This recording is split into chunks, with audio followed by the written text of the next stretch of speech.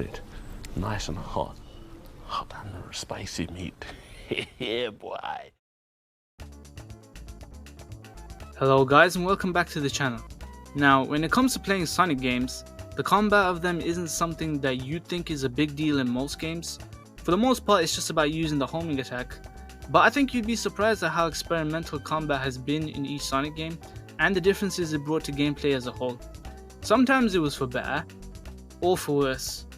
So that's what I want to talk about today, about the different types of combat in Sonic games, and how I think it added to gameplay. Let's get into it.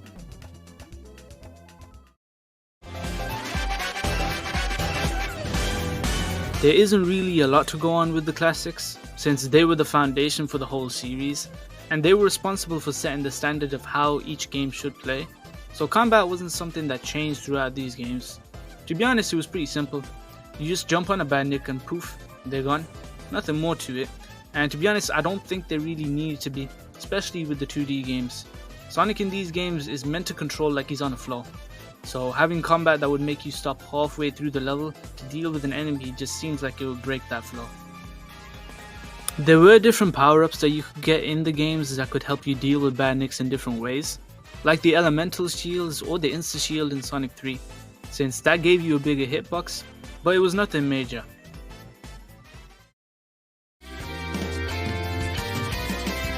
With Sonic Adventure 1 coming out, there had to be at least some type of difference with how Sonic controlled, not just in combat, since the switch from 2D to 3D changed a lot of things. But for this game, it still kept how the classics worked, with how the combat wasn't really complex. The only thing that makes it stand out from those games is the light speed dash. The way it works on enemies is if you charge a spin dash while they're in front of you, making it so that you can speed pass through them differently compared to just homing attacking them. But this also adds to the gameplay since the light speed dash had other uses, like going through trails of rings in a level. Though to be honest, I think you having to charge up the spin dash for it to work takes time away from you completing the level faster. It's like what I mentioned before, it breaks that flow of building speed over time. I don't want to stop while I'm speed blitzing through the level just to deal with 2 or 3 badniks. Sonic Adventure 2 changed a couple of things from Sonic Adventure 1, like how it got rid of the light speed attack. In its place we got the somersault, which I think is a pretty cool substitute, since it also adds to the gameplay in boss battles and levels. There's places where you need to use the somersault to go through different places in a level, and the Bio-Lizard boss fight uses it pretty well too. Sonic Heroes is where things get really interesting. Because they changed the core gameplay to be team based, with each character having their own set of moves that you can pull off, it changes how you approach the levels and enemies too. The badniks have a health bar now, which makes it so that your moves aren't really a one shot anymore, and there's different enemy types for flight, strength and speed characters, which means you're going to be switching between the 3 a lot. I also think that the moves that you can do impact how you go through a level. The badniks are places that if you attack them in a pattern, you can reach other places of the level, and true, this was a thing in the past games, but it's different here with places like poles being used for Sonic's tornado move for an example. Sonic Team definitely put a lot of thought into how this system would work, and the combat feels good for the most part because of it.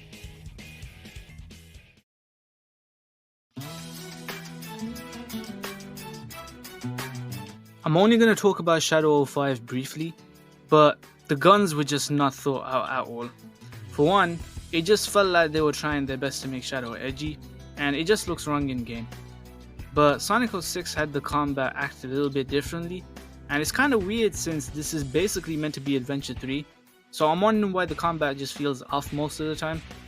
Shadow's combat in this game just feels stiff, mainly with the combos you do on enemies, and I get the 06 is a rushed game, so it doesn't really show what Sonic Team could have done if it was fully completed, but how much better could it have actually been? Even with Silver's combat in this game, sure the telekinesis powers are cool, but because the physics engine is wonky, it makes going through levels feel even weirder than fighting the enemies in game. The storybook games treat combat differently too, but it's like what I said about before with the classics and Sonic Adventure 1, especially with Sonic and the Black Knight. Using the sword just feels stiff and it slows down the play in game, breaking up the flow of speed, building up speed over time. I mean seriously, the amount of streamers that I've seen play this game, they don't really like to use the sword as much as possible, and it shows. Sonic Unleashed is a game that is kinda controversial with its combat, but I'm a fan of it. I really like how they took inspiration from the God of War games, and the Werehog makes perfect sense to use that on. Regular Sonic doesn't have much changes with combat. He still has the basic jump and dash, though he does have a stomp, but it doesn't really impact combat that much.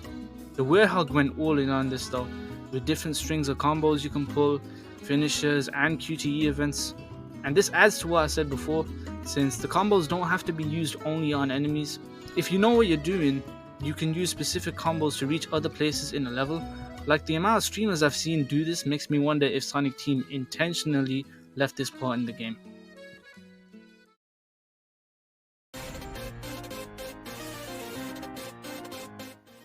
Sonic Colors is the first Sonic game that I've seen that has the combat being more thought out than normal, but it doesn't really break the gameplay flow, at least not to me. Sonic just controls like how he did in Unleashed, but what makes it special are the wisps, and how they impact both the combat and the gameplay. Take the laser wisp for example. While it does take a second or two to charge up, you can cover long distances of a level just by using it, and this works on Badnik strings too. I think this way you have options of how you want to navigate the level, and you can deal with any Badniks you come across, at least compared to other games. With Generations, it's more the same old, though it's interesting how different classic Sonic is compared to how he was in the classic games.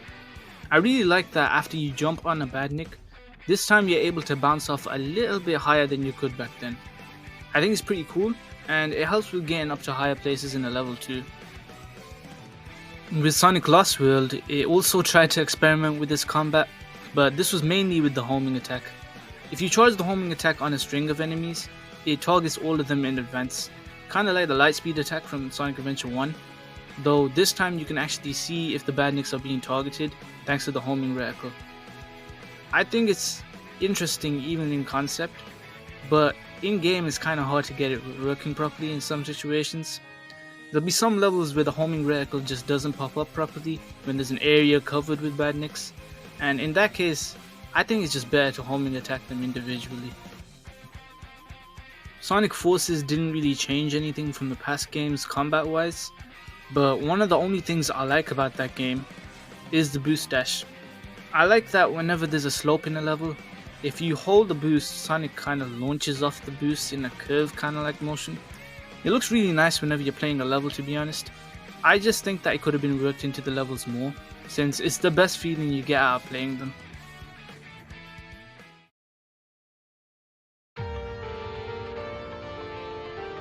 Sonic Frontiers kicked things off with a combat system that seems like it wouldn't work in a Sonic game, but it actually does.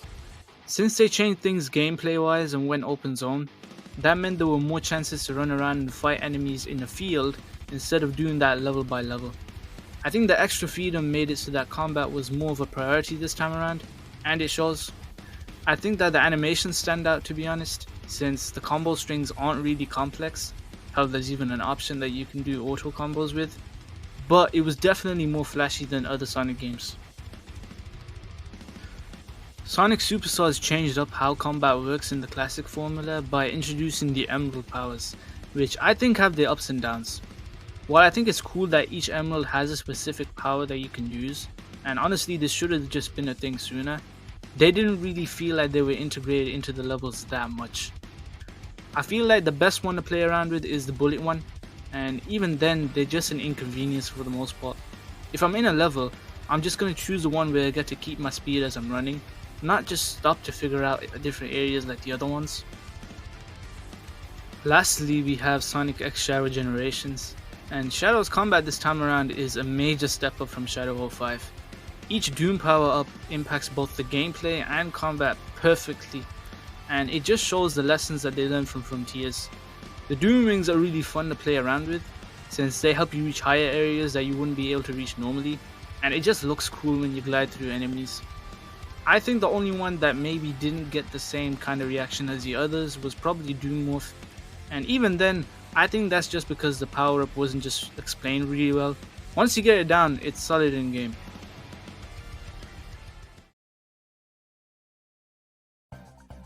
I think looking back on all of this, Sonic's games haven't really stayed the same with combat like most people think. I know a lot of casuals think of the werehog when they think of combat in Sonic games, but there's a lot more to it than just that. And I'm hoping that the next Sonic game stands out with what we've seen from Shadow Gens. Thanks for watching the video. Please make sure to like and subscribe, and I'll see you all in the next video. Peace.